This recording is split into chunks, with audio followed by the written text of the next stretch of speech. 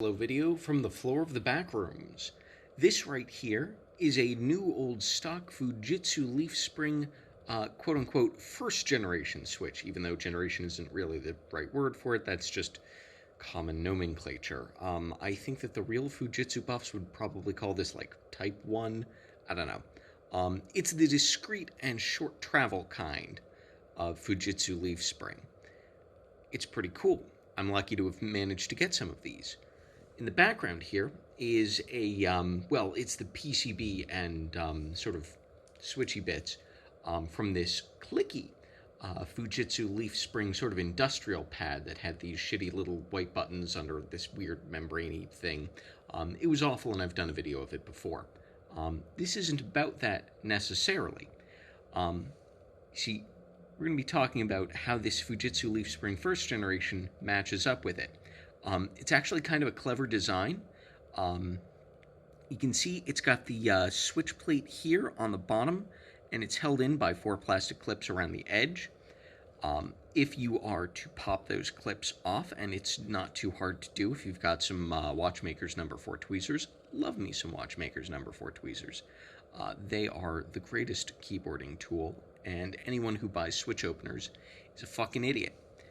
And then the switch plate flops out, and you get a hold of the slider. And it explains to you that it's got a leaf spring built in. This is actually a double leaf spring switch, 2 leaf springs per switch. That's good for your money. And it also explains why it's got the pointy little metal nubbin on top, which is just sort of the leaf spring in the slider being embedded into it. Still kind of unpleasant to press with your hand, but that's not really the point. You see, first generation came in clicky and linear. The new old stock ones available are all linear, but this industrial pad was clicky.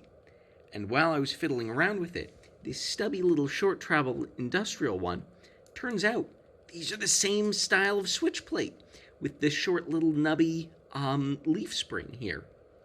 And I can clip this thing on top, I can slide this slider in here, and it's a little too close to the PCB to really clip on, but basically, I can swap out these switch plates for the clicky ones from the linears.